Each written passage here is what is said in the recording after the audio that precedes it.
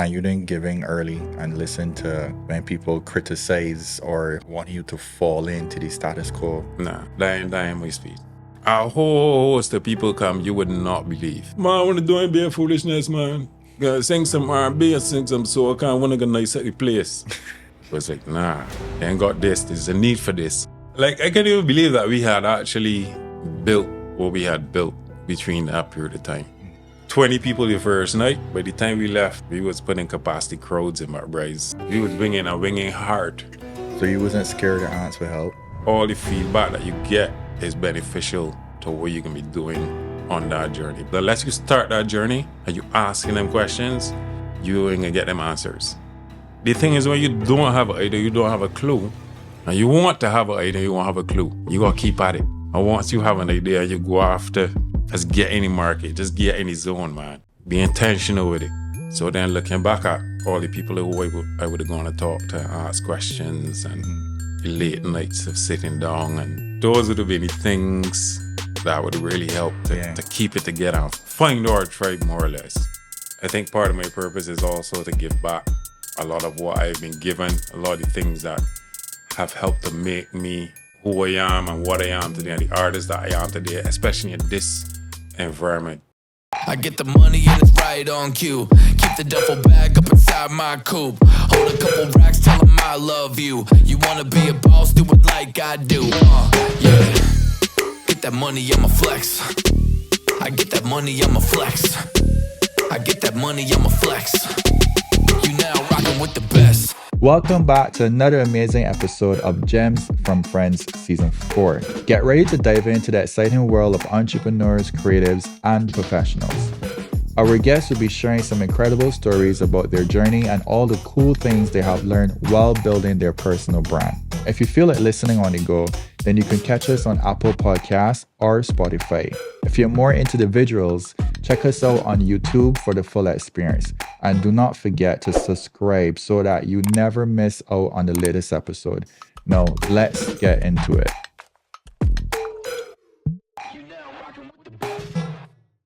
Before we get into the episode, I want to tell you a little bit about our membership site we built on Heartbeat.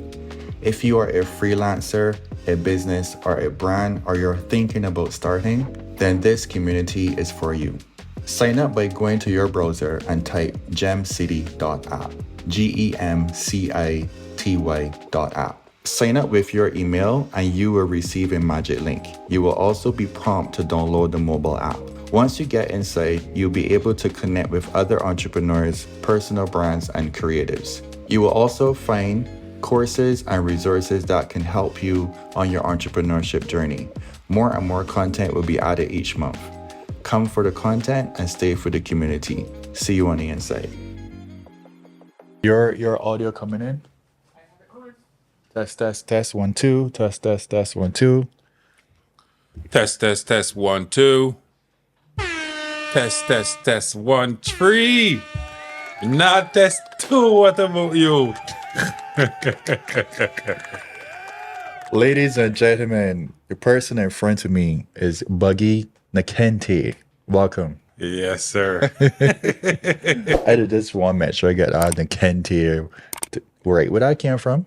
That's actually, I would say, a divine kind of name, you know? It's like if I went to sleep one night and wake up the next night and that name just appear, you know? It's like, honestly, that's just how it happened. So it don't have like a meaning behind it. But that's the thing. Afterwards, I never really used the name. It was just there. Right. And after I had come back from Jamaica now, after that period of time where, you know, I went recording and all that stuff, when it came back, the producer at the time, KB Sharp, KB said, man, you know, like Nhakente now. Right? You see, yeah, you know, like Nhakente now. So after we had that conversation, myself and my manager at the time, we just went and we sat down and we looked to see the numbers that surrounded the name and try to find the meanings for the name and that kind of thing. And it just so happened that the meaning of Nhakente is the art of creating a oneness amongst people. Really? So it's like bringing Wow. people. Yeah. So it's like bringing people together. So you went sleep and you wake up with our name, With- and then you research the meaning. Yeah, we actually And went that and some was the research. Yeah. So that is divine. Yeah. It is very divine. So I forgot to actually mention that Buggy is a recording artist, producer, and songwriter. So Buggy, tell me what's going on with you today. Well, today I'm here to have a good conversation with you about life, business, entrepreneurship, about the music, how the business is going, myself. Feeling in good spirits. What projects you working on now, if you can tell? I'm working on a couple of projects. Firstly, there's a band that I'm working with. You would have known I work with Right Side of Red, Fully Loaded, more or less for, I don't know, maybe like the past 20 years, like 2 decades. Right. We work together. Now I'm working on another project as well with Albert Olton as well. That's called the Melanin Band. It's not a major thing, but it's a project where we come together, we do songwriting, rehearse, we do some gigs as well. And it also helps me to keep my chops in terms of guitar sharp because I started playing guitar like within the past, I would say 7 years or so. You know, I was never really a guitarist before. I was always intrigued by it. Right. But 2012, when I actually had to play, I had to play. Right. So I just learned the basics.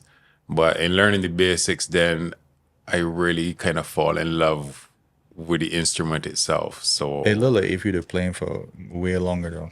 it seems so. Yeah, a lot of people very tell me. comfortable. A lot of people tell me that. A lot of people tell I didn't me even know that. I wouldn't even guess that. Yeah, man.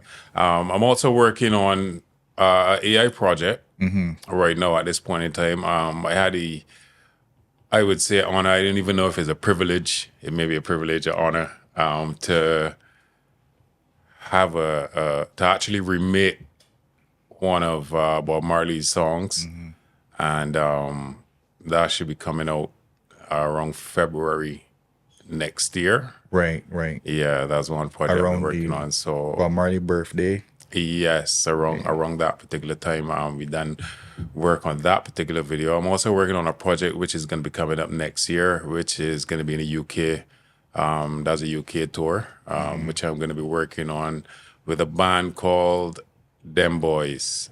And we did a tour earlier this year, which we only did like 8 shows in the UK, but then everything worked out so well that we made a plan and sorted out to come and do some more stuff again this year. So this year is gonna be like probably 18 shows as well happening that period of time. And there's always, I mean, they got a few projects that I'm not privy to. I got you. To You mention can't to let you it out the bag. right now. Yeah. Yeah. I was just trying to remember the first time I heard about Buggy. I think it would have been, I don't want to age nobody. but I think it was probably no kind of the school. And that's when I had KB Sharp, Stephon Q, and we had some events in After Dark at the time. And I think it was surrounded with like a back to school or summer break or something like that. And that's when KB and them had it really hot. And then I saw you come out on stage because you was rolling with them at that point. Yeah. That's when the whole thing started for you in terms of music. That was the first crew, or how that actually came about? I think that was like his second crew. Okay. And probably second or third crew because I come up in Parish Land in Christchurch. So when I came up there, because I was into entertaining and lyrics and all this kind of thing, there was a bunch of us who got together in the neighborhood, obviously like 5, 6 of us, you know, and we formed this little crew. It wasn't a crew where we got together and recorded and all that kind of thing. So that was the first one. The second one was a group of guys from Sergeant's Village that I got together with when I went to the Polytechnic. Okay. So I was like Sky Juice, Pee Wee, and another guy called Mole. Another mole. Yeah, there was a mole before this mole. Right. And then another friend of mine he's in New York now. His name was Ever Blessed. We used to call him Impy Dan at the time. Impy Dan. Impy Dan, yeah. And we got together. That was the Haunted Crew. Still wasn't recording at the time. What happened was, when I was at the Polytechnic, the Haunted Crew, we had decided that we wanted to have a concert, a small concert at the Polytechnic and stuff, because they heard that I used to sing and da-da-da. So as a group getting together, we decided we can take part in this concert and the thing, you know.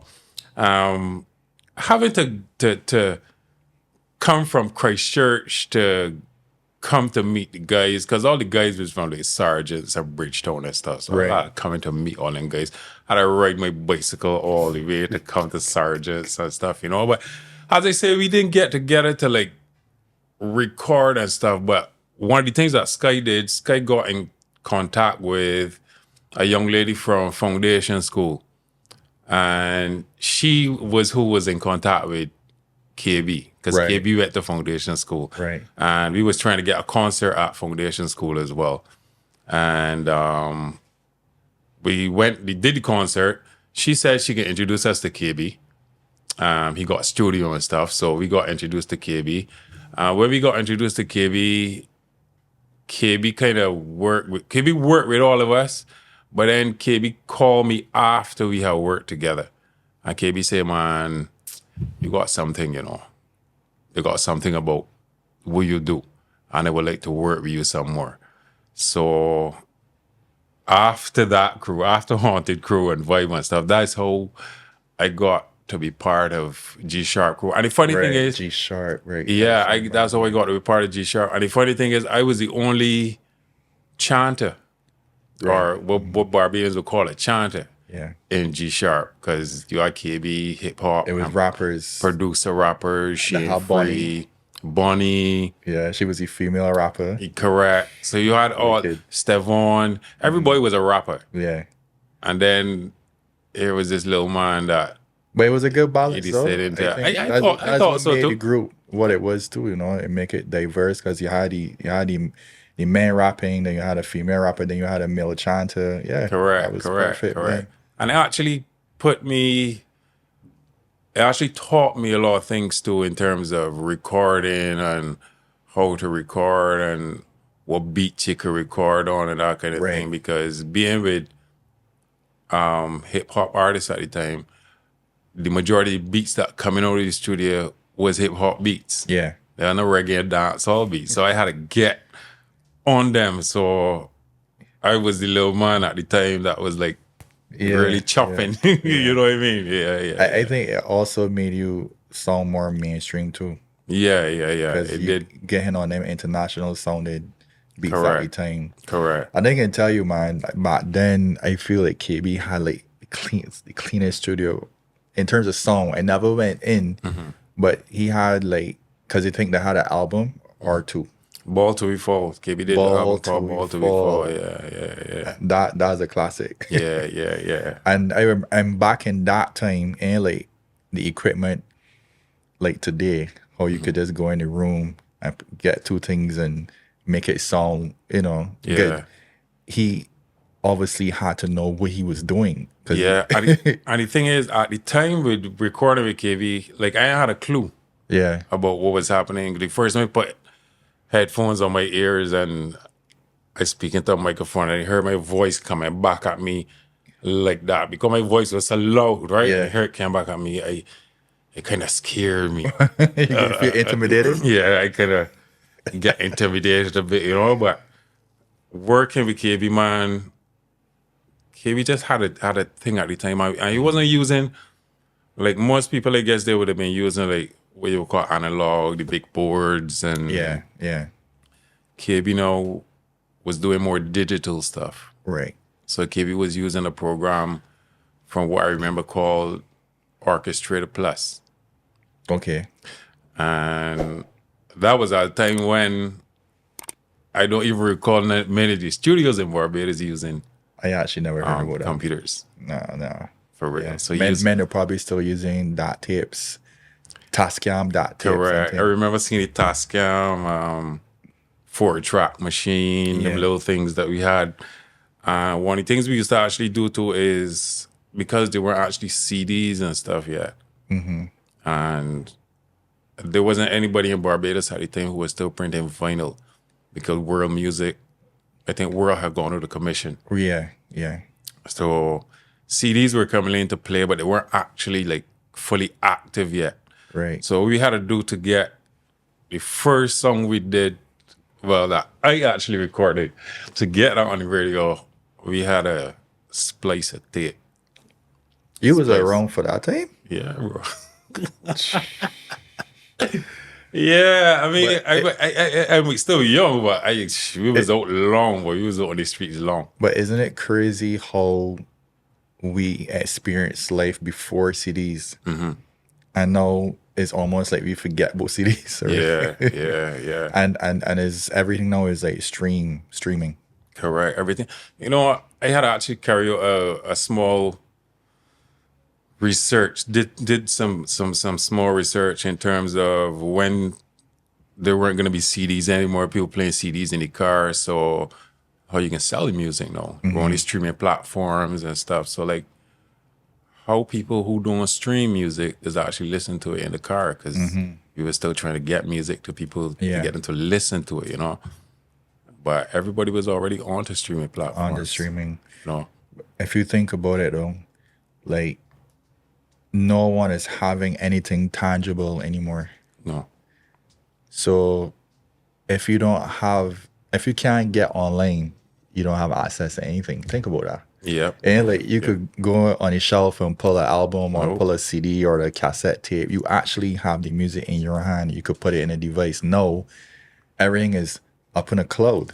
Yeah, and how was that for the people who are actually creating content now? Because you don't even have your content tangible to you to come and sell it to you and say, look, Yeah. pay me $5 for this. I don't actually have to go through the cloud to get, you know, I promote all this stuff to get people to actually listen to it before that. And then they decide, okay, yeah, maybe it's good enough. I'm not going to buy it. 99 cents. Oh, yeah, you know. So you got to generate like so much things to actually get something back in your hand or something tangible when it comes to music. Exactly. You know? So technology, the men that own tech knows who really own the music. Yeah. You would say they got control. Because again, like if that cloud go down, you have access. You can't play nothing. You can't play nothing. That's a little scary though. Yeah, unless you have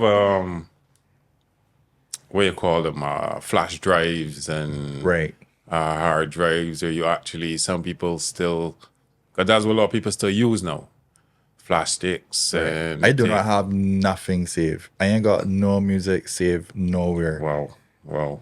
I go home and I say, Alexa, play something. Which like most of us do know, you know. You can always say, Alexa, play some reggae or play this other song or whatever, you know, or we go and stream from YouTube or Spotify or whatever. I mean, me personally, I still got cassettes. Right.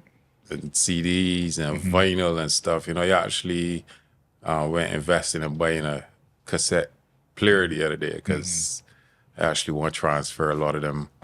Yeah, the music that I would have had from the tapes and stuff, you know. How important is it for artists to like pay attention to these trends? Because I mean, like artists could just probably just focus on recording, writing, creating, but how important you think it is to focus on how the distribution now is working and how people are actually receiving the content?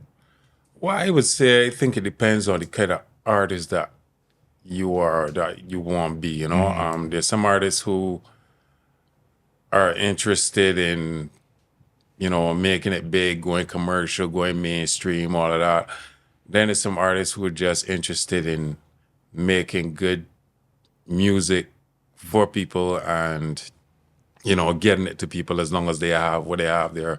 Some artists who work on the super fan basis, whereas they just operate with 10 fans or they operate with 300 fans or whatever the case may be. I would say for artists who is trying to be commercial, you're trying to make a business out of what you're doing, it is very, Right. very important to check the trends, to see what's going on, to see what people are listening to, how they're getting it, where they're getting it from, which mediums and platforms pushing the stuff that you have that they can relate to. Because I mean, you could be producing the best music in the world, but still, in a sense, you're in the wrong position. Correct. If it's not getting to people, then it's almost like you're not or doing not it. getting to the right people. Correct. Because take Rihanna, for instance. Take Rihanna in Barbados, for instance. If Rihanna was here in Barbados doing what she's doing back then, it probably wouldn't have happened. Correct. If she was doing all the same things you were doing, trying to get music on the radio, taking the street, this, that, body, all this stuff, it probably wouldn't have happened. So it's important for artists to find the tribe Yeah, definitely. and not try to just do music and try out there and then see what sticks. You got to actually intentionally go there. Yes, you have to intentionally do it. And like I said, being in a place where it doesn't, I don't even want to say not fit, but mesh. You know, it's like a fish trying to climb a tree. You know, in a sense, a fish ain't gonna flourish trying to climb a tree. No. A fish can flourish in the sea. You see, so if you producing music and you in a zone where you ain't gonna flourish, man, you can just Yeah. It's important that artists hear this because there's a fish out there that haven't gone into the ocean and believe that saying is wrong with it. correct. So you just gotta find your place, get into your place. There are artists in Barbados who Barbados is dominantly a soca. Yeah. Soca music is pushed there. You got dancehall acts, you got a few reggae acts. Myself, being in this zone, you're not gonna find yourself being real dominant if you're singing R&B or Right. jazz or something like that. You know what I mean? But chances are, if you do a soca song or dancehall song, you're most likely gonna reach. It's funny how that works too, because if you go somewhere else and you blow up there where you find your tribe, you automatically then blow it everywhere else. Yes. So Because the thing about it is people like winners. They don't care where you come from. People like winners. So as long as you win, people know. Wait, he from down the street. He win. Yeah, man, he from down with me. I remember he was. So you don't even Training. gotta be a fan of that type of music, but once somebody like champion and that, you know, you can Correct. support them. Yep. Interesting. Yep. And it's happening all over the world, you know. I know that's happening here. Yeah. It's happening all over the world. It could be music. It could be making teacups, cameras, something. But tomorrow, you turn up now with this big thing. Oh, this boy from Barbados. Right. That come from. Yeah, I remember he went to school with. So how you navigated that when you first started to know like where directions you went, how you rebrand yourself, how do you go about finding your tribe? A lot of help, bro. Help. Lost a lot of help. You're so stressed saying it though. Because you come This from is good help or stressful help? good help. All right. Some of it you would say was stressful help because when you go to someone, again, if you're in a zone where it's not the norm, or like for instance, when I first decided to do the reggae band, This fully loaded? yeah, it was the only boy at the time doing the reggae band. There was some before, more like Albert Walton had a reggae band. I think B. Gary and them had Sunsplash. Sunsplash, yeah. Yeah, they had quite a few. But then there was none. So we decided, well, there's none. We could fill a void. When we started to do that, a whole host of people come you would not believe. Man, I want to do it, be a foolishness, man. You send a boy, I want that in the club. I want to just put two girls in the band and gonna sing some R&B and sing some soul. I can't want to nice at the place. You know? I was like, nah, they ain't got this. There's a need for this. So Yeah. we can push at this. We push at it. It started to work. It started to work. Then when I tried talking to some people about it, you know, some of the people that I had met throughout the period that I was in it. There was a guy, Observer. You know Observer? Yeah. Observer was a man that I used to talk to a lot about it. Because he's always used to tell me about Jackie Opal and how Jackie's stuff would work and how he tried a lot of different things. And But I keep coming back to the same thing. Man, this is Barbados, man, this and that, this and that. But one day, we, as a band, we was about to break up more or less. Shout out one of the cast, one of the all kind of thing. Went to the meeting. I walk out the meeting after having this big blow up with everybody. Marvin said he doing one thing. Shane said he doing one thing. I say doing one thing. David, all the way. Walk out of the meeting. Tell Whitfield this. Get a phone call. Yeah, Buggy man, I hear you got a band. You got a reggae band. I said, yeah. You gotta call back the man. You know, we didn't completely gone. We were still here in the garage. So yeah, man, here you go, reggae band. So you think you could come and play for us on Wednesday? This was Greg from McBride's. Yeah. All right, this is like 2007 or 8, I think, something like that. I said, yeah, man. I said, hold on a minute.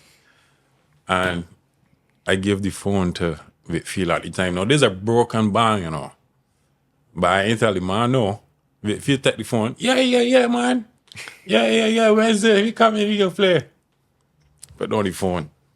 So we didn't have to decide at that point in time if he was going to back and play or if he was going to. But check the timing of that phone call, though. Yeah, bro. Wow. And we left, we went back, and we went and play. And I guess the rest is history after that. We played for like 20 people the first night. By the time we left McBride's, we was putting capacity crowds in McBride's already. There was some people who was real upset that we was leaving at the time because we were left to go to the Middle East. Right. Yeah, it was. I can't even believe that we had actually built what we had built between that period of time. So then, looking back at all the people who I would have gone to talk to, ask questions, and late nights of sitting down and going to this body, all these different things, you know. Those would have been the things that would really help me and us to keep it together and find our tribe more or less. So you wasn't scared to ask for help? Nah. And you didn't give in early and listen to when people criticize or want you to fall into the status quo? Nah. Put 2 girls in there and sing some R&B. Nah. You create your own lane. It's like... Even at today, people would still sometimes come and tell me about falling into status quo, being that ain't my speed.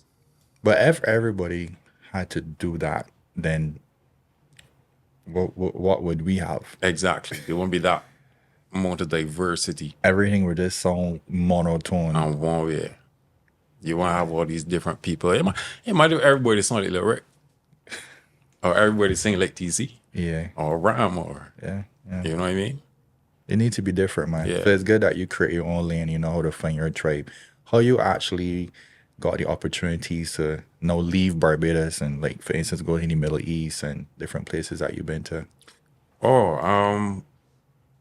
Just networking, basically. At the time, because I really had no network outside of Barbados. I really know of a lot of people and a lot of things. And one of the things people were telling me at the time, all the time, is you need to go to Jamaica They were telling me, I heard about the relationship between Shakey Ranks and Twin Man.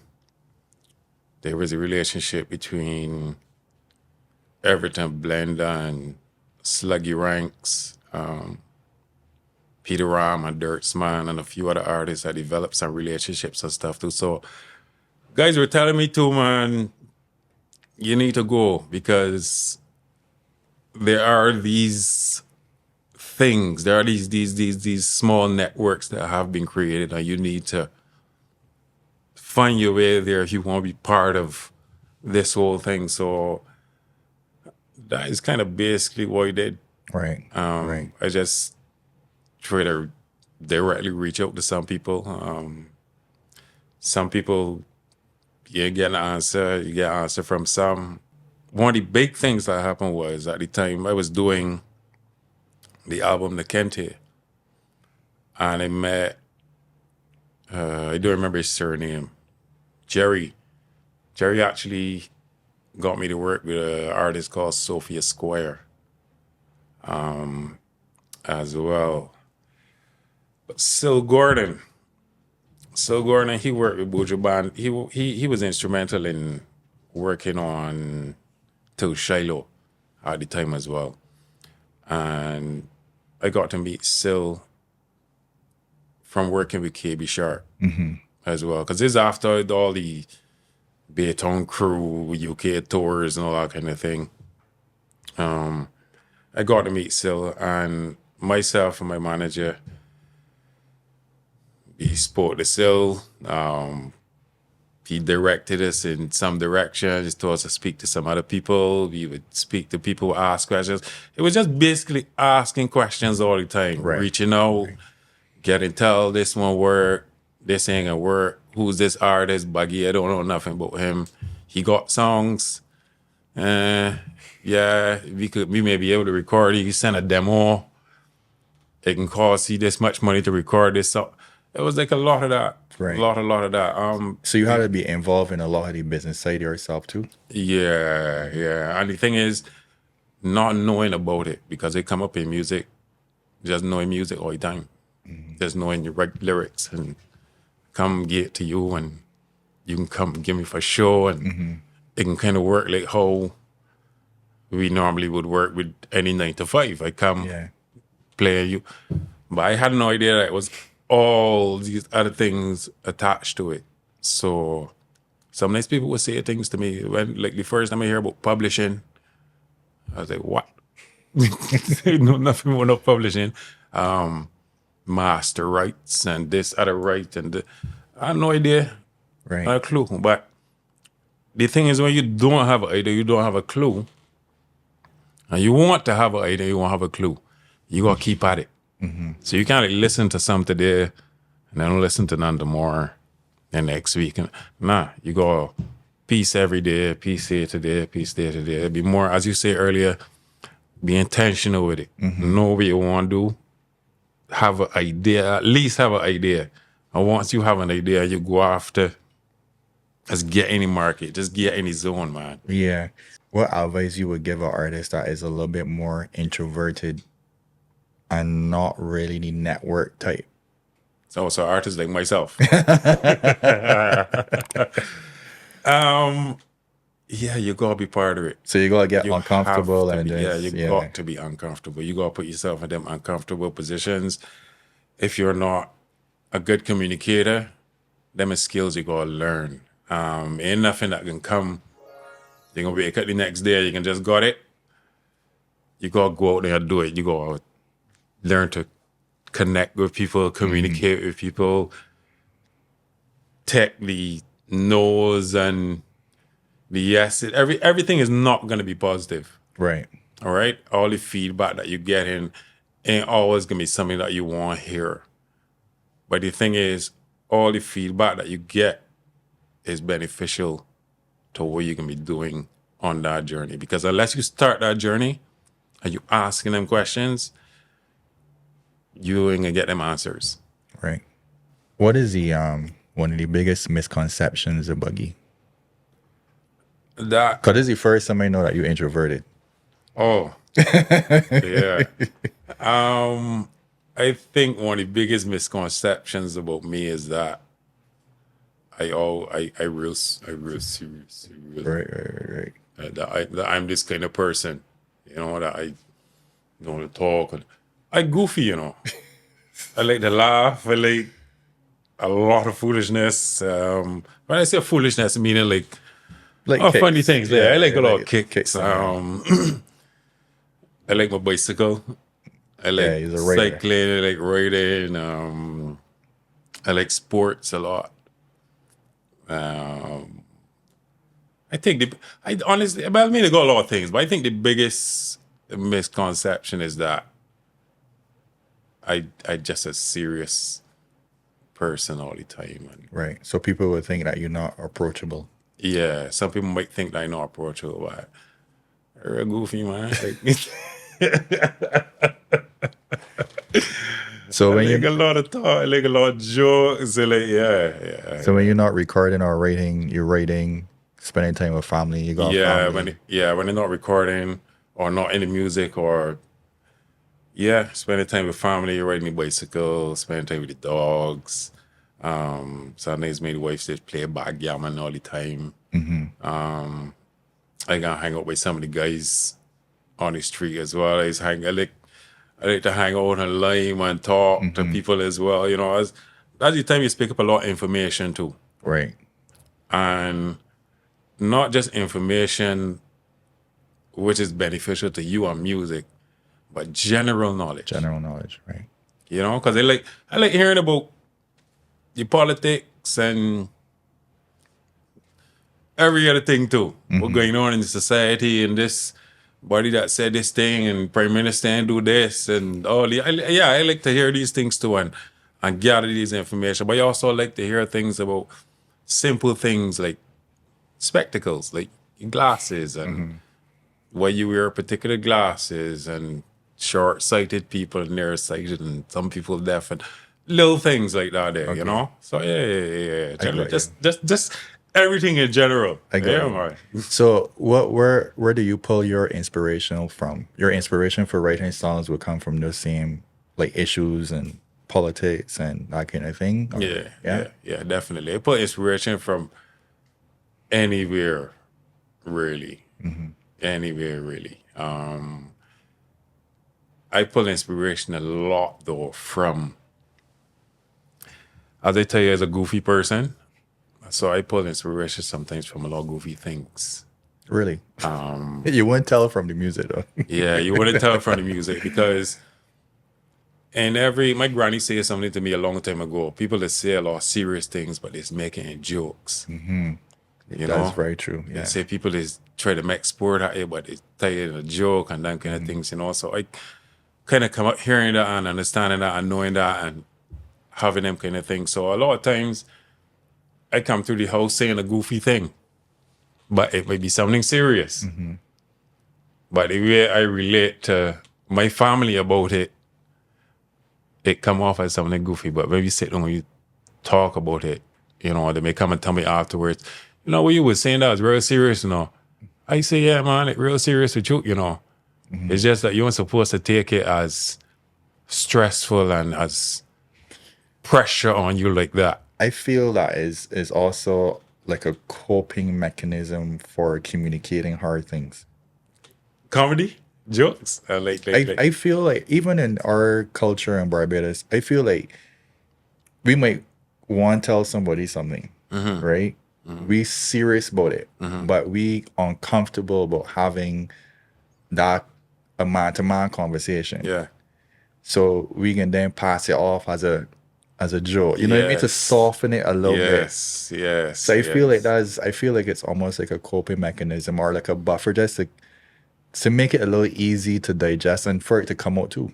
Yes. I find so this society I think is kind of like that. Yeah, because somebody might get because we might take things personal, right? And if you tell somebody something serious, or if you're too serious, and then so you're thinking, well, you want to tell them, but they can cuss you, or they can stop talking to you. So but you really want to tell them, so you're passing it off in a way that it still kind of keep the friendship. Yeah. So I think it's right. I think a lot of things come out in jokes. The thing is though, if you, well, I can only speak for my environment and the environments that I've been in. Because I've been in some tough environments too. You know, I do day jobs and that kind of thing too.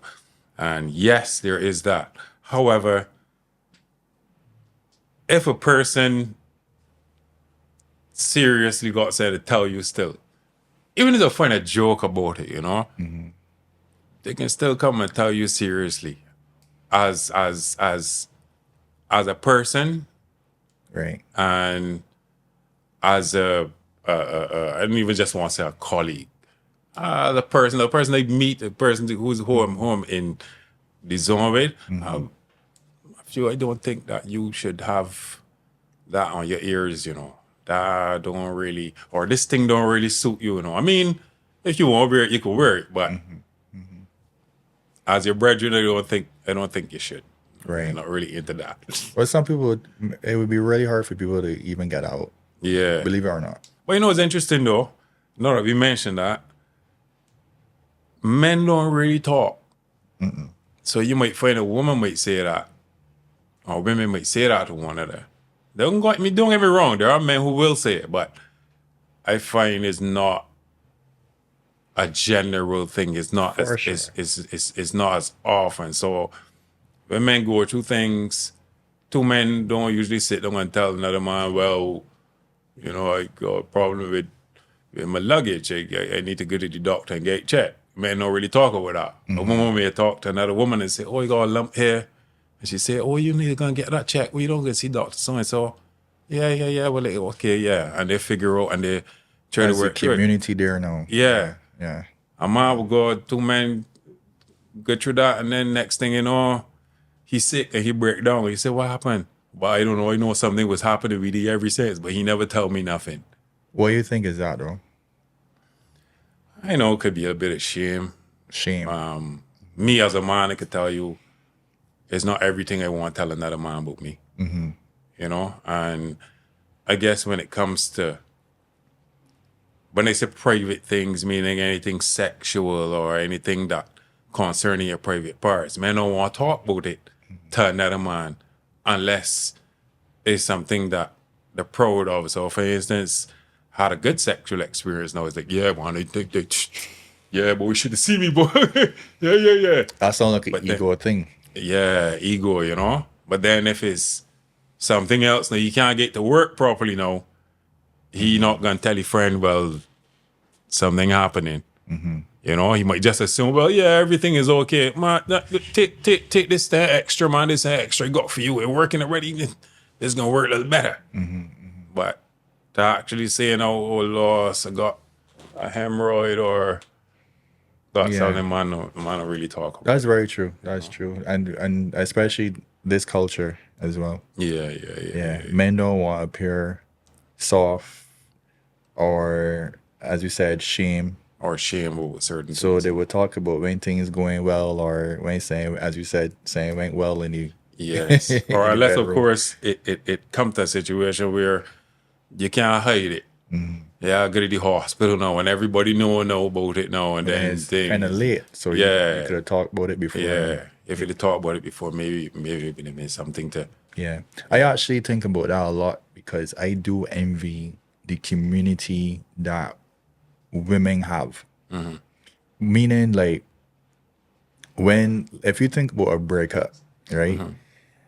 A woman going through a breakup, she would deal with it. She would deal with her emotions right there and then. She would got friends to back she up and comfort her, and they might end up watching some movie and get comfort food, and they will cry out together, that kind of thing, right?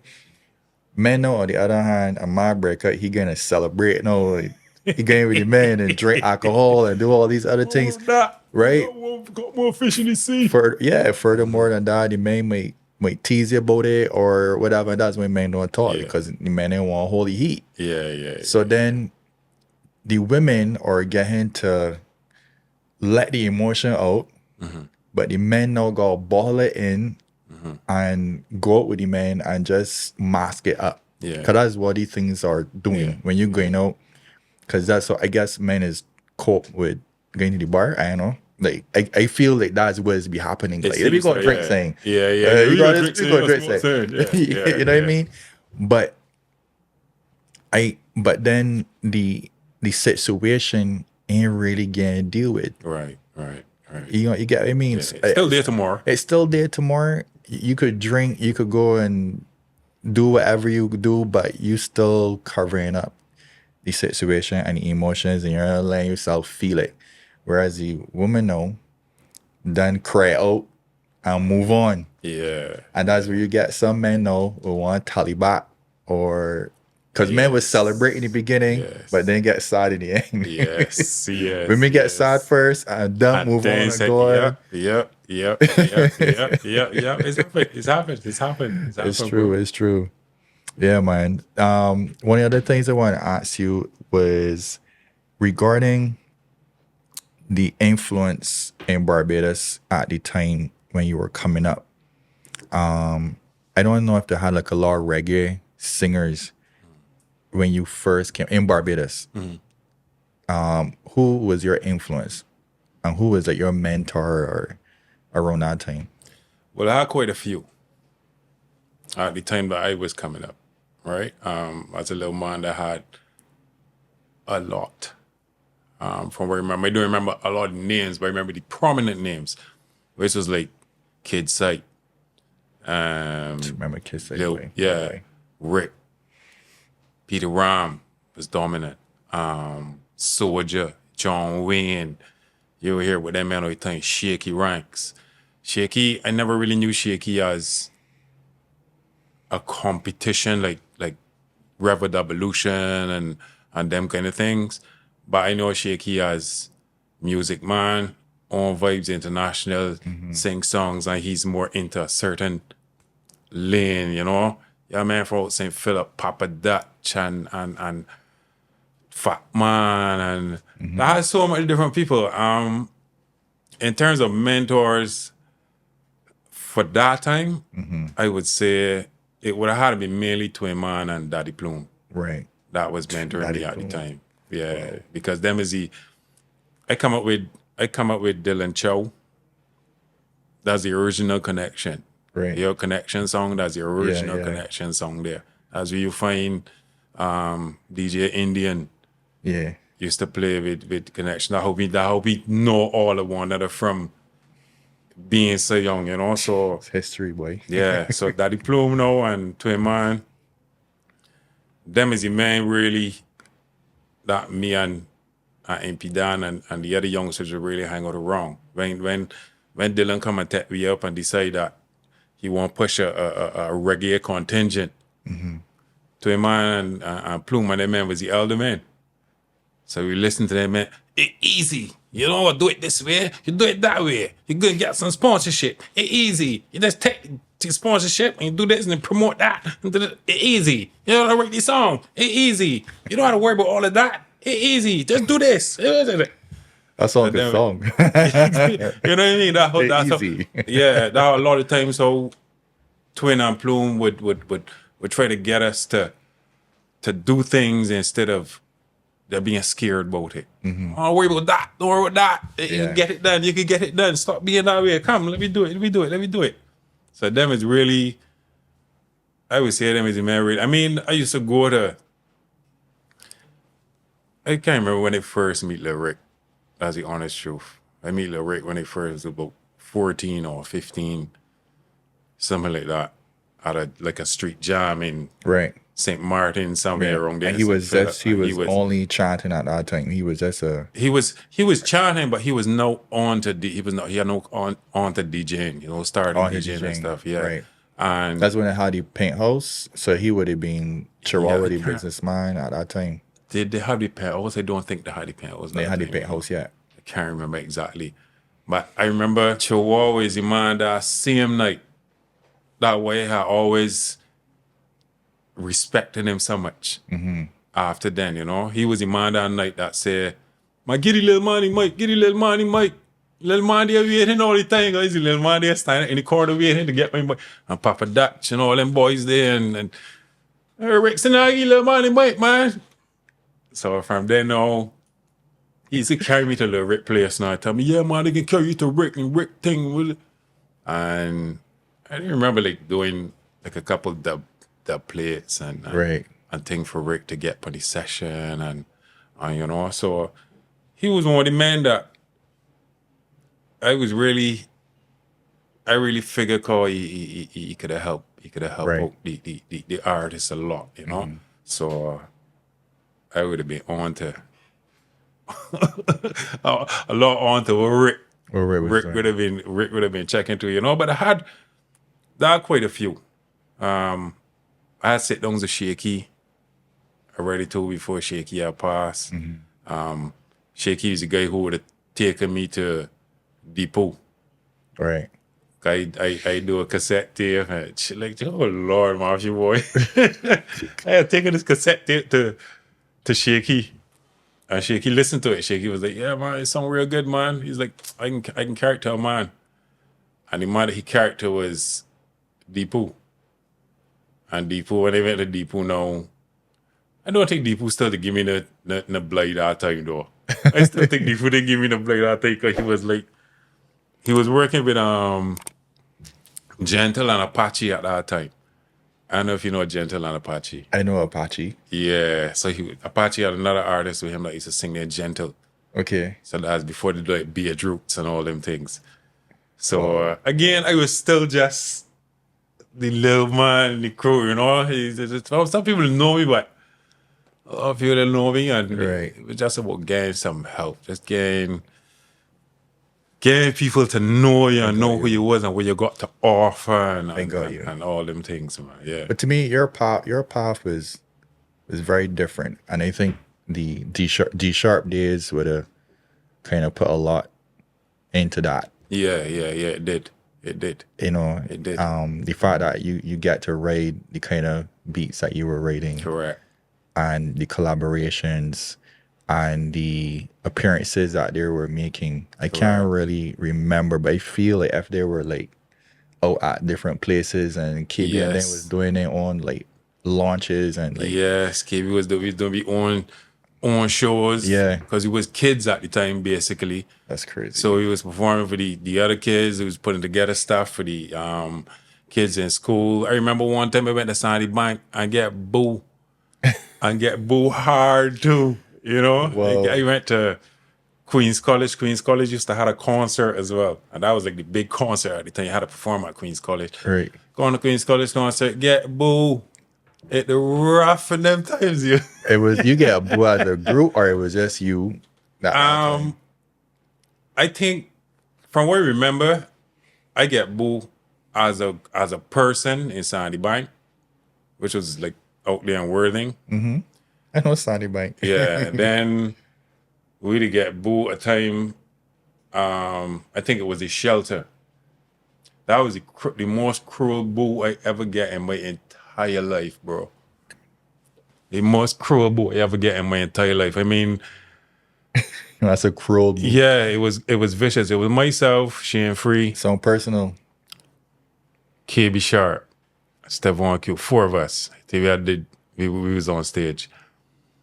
We were obviously not performing dance hall and all the normal stuff that people would have liked, you know? Yeah. It was like two rappers and a chanter and we got this thing going on. And while we on stage in the shelter, we looking out in the crowd, no hands, no movement, nothing. They just seeing smoke above the people and the people just standing up there and just looking at me like.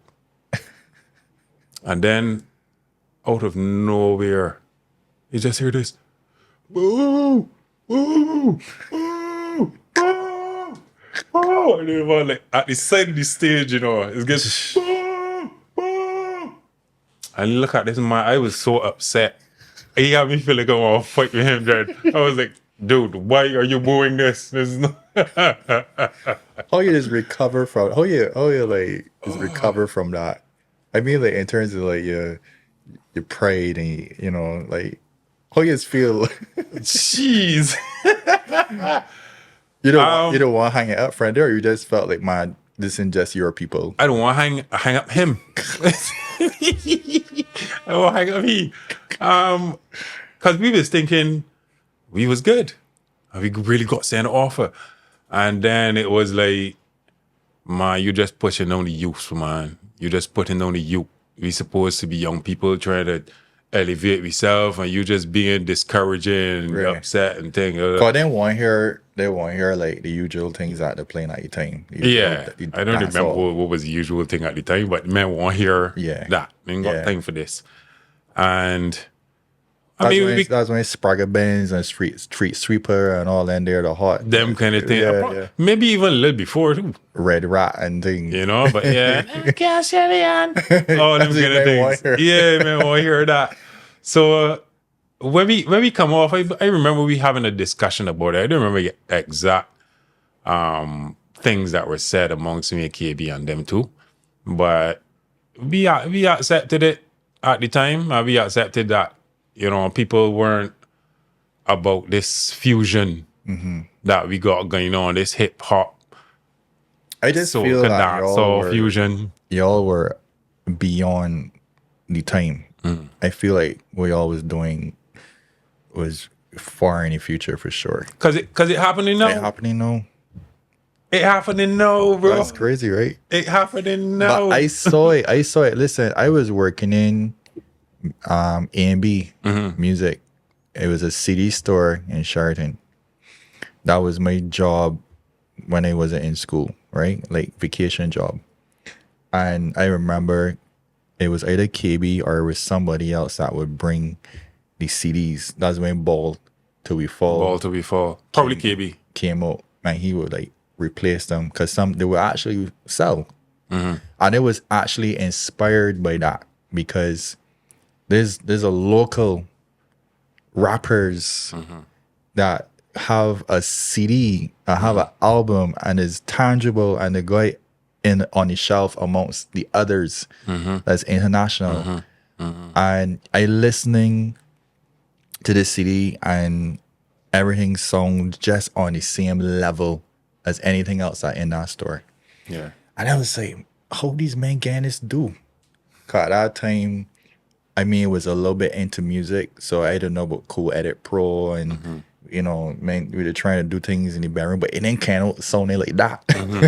You know what I mean? And it just felt like G Sharp, you, KB, Stefan, all y'all, Bonnie, was far beyond its time.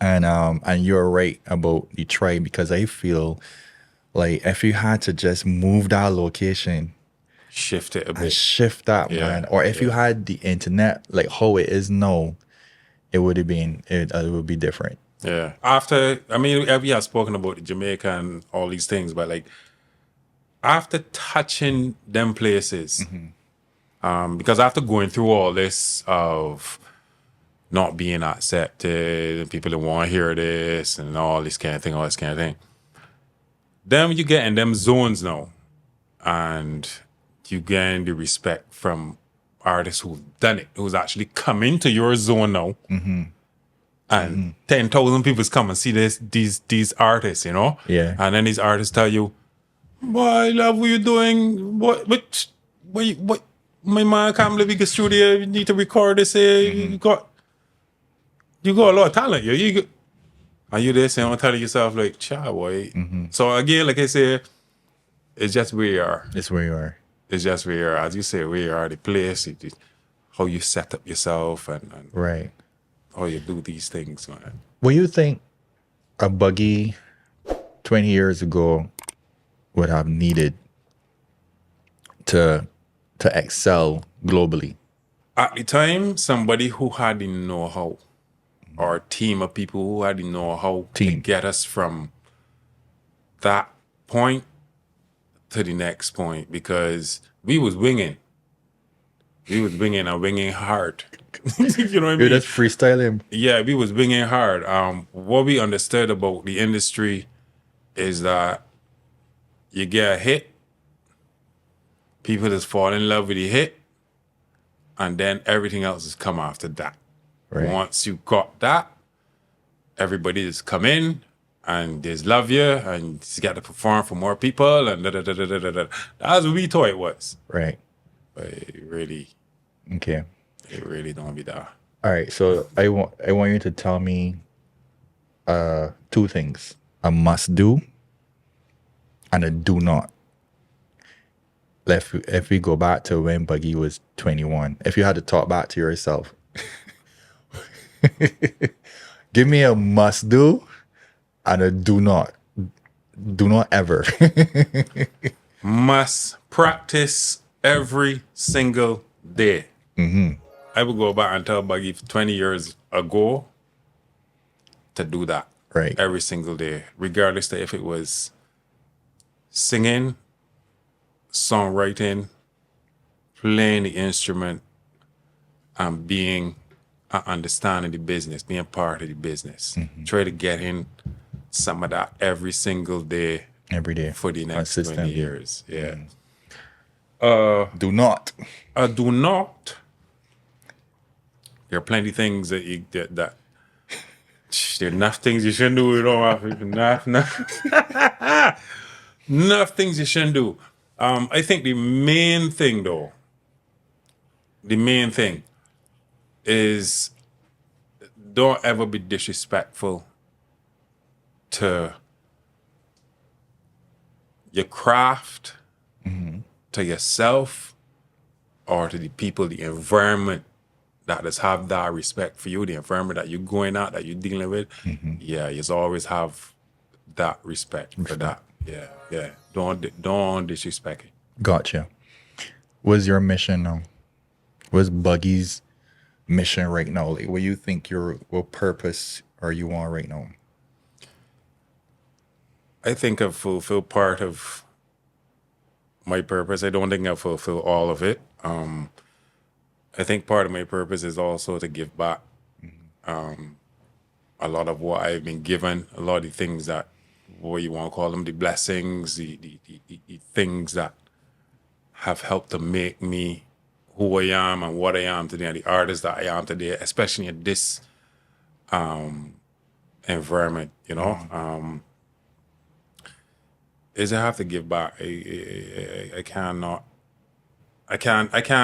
don't think I can be able to leave the earth unless I have actually given everything that has been put into me or that has been given to me. Whether it be the pair of shoes that somebody gone overseas and say, yo, I like these here. I would like to see Buggy on stage in these here. I'm gonna buy them and bring them back. The people who do things like that, they already, you know. So like, down to things like that. Buggy, I just had an idea. He just called me up and said, Buggy, I just had an idea, man.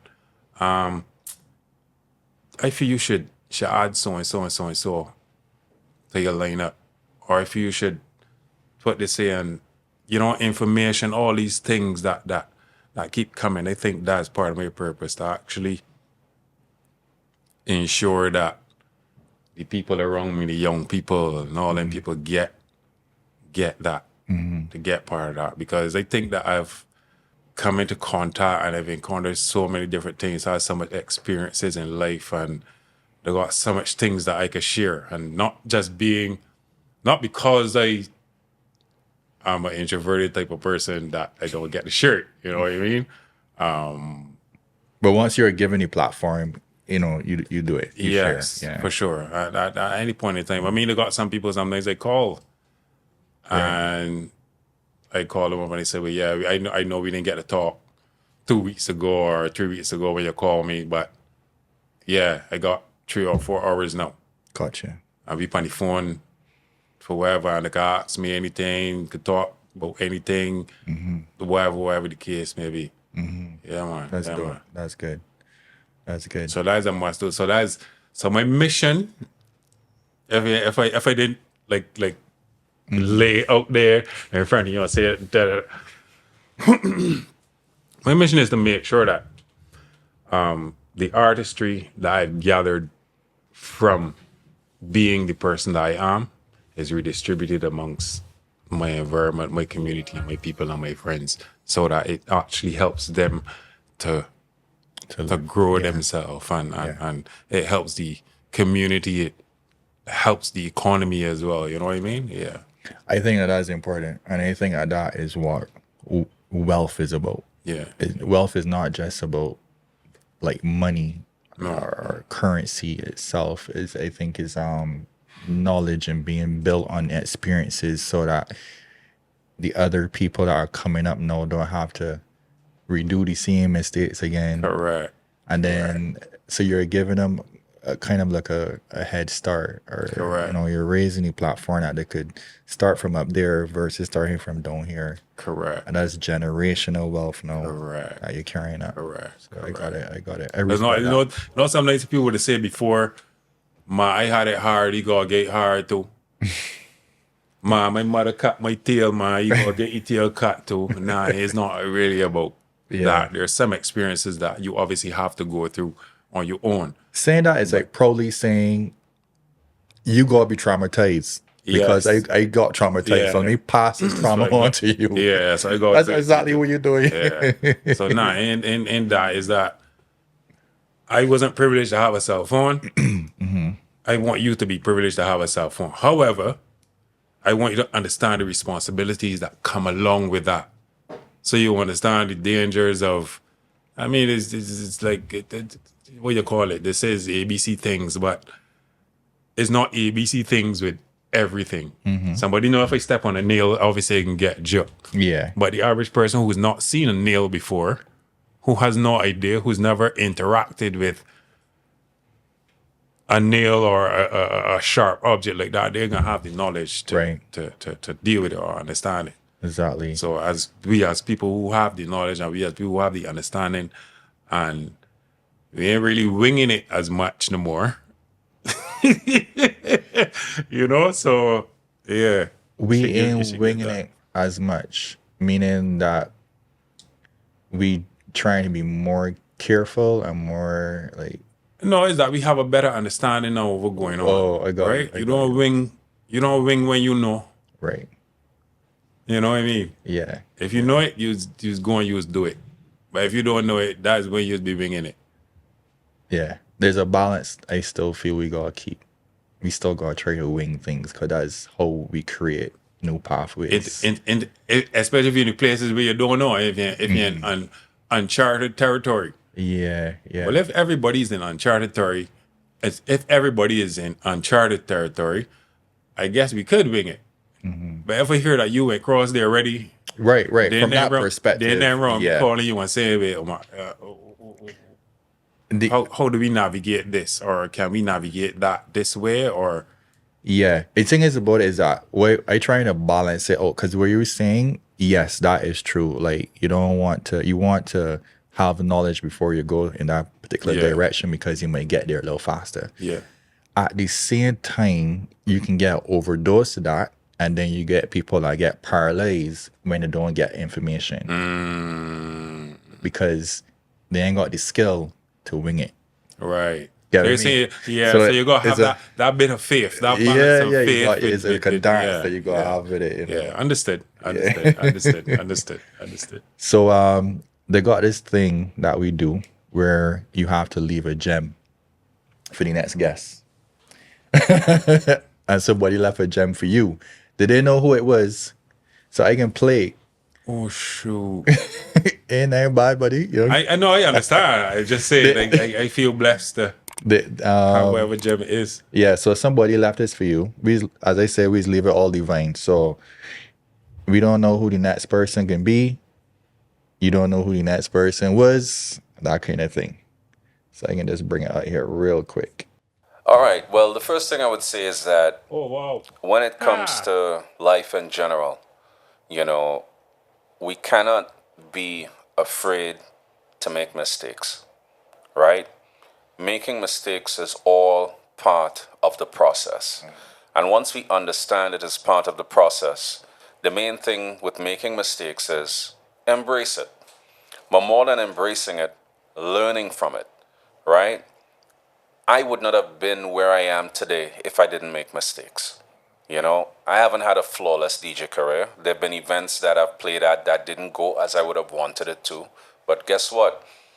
You know, you pick up, you see where you went wrong, and you do all that you can to not repeat it. Because at the end of the day, making mistakes is all part of the process. And once you understand it as part of the process, and it happens to you, you don't let that stop you from going further. Because when you look at certain franchises and other people that are successful, you know, they made mistakes. They have been rejected. You know, they have been pulled down. But you have to continue. And I always believe consistency is one of the keys to being successful. That's brilliant. I thought you just wanted me to leave like a ruby or something, like a No. fancy- We deal a with things fancy that, gem. that value more than I that. gotta take off my chain or something. And That's material things. What we deal with okay. is input, knowledge, wisdom, inspiration, motivation that you Yes. could then make way more Yes, than that yes, ruby. yes, yes. So you gotta leave a gem for the next person here. And because the talent that you have, and I know you fill with gems, you fill with knowledge, I can give you an option. If you can chant this gem for me, that's one. You just gotta give me one. If I could chant the Jeffrey, wow, that's interesting. But if you say and you speak normal, like how you heard it just now, I need at least 2 gems. If I can speak it like I spoke that. Yeah, if it's spoken word, I need 2. But this I think is fair because of the talent you come in here with. And so if you do it like that, or Also, how about if I give you one of them and you can chant one too? yeah, all right, I ain't a complaint. You ready? I just can't wait to set in my levels because you know you can project. All right, what I can do is I will give you I will leave a verse with you from one of my songs, which I think is a very inspirational verse for me. It took me a little while to write the verse.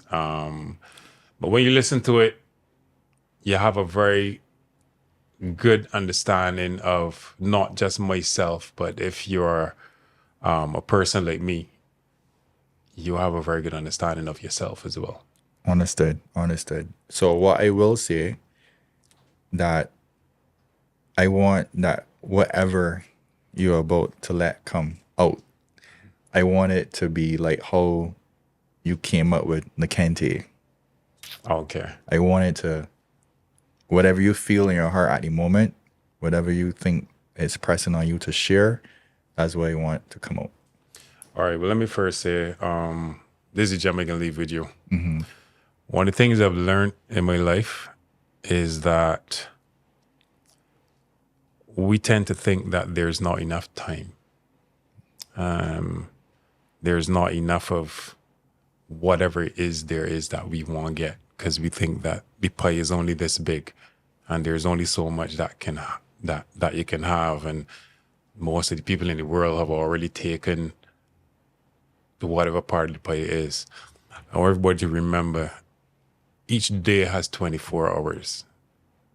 Everybody has 24 hours. Trump do it in 24 hours.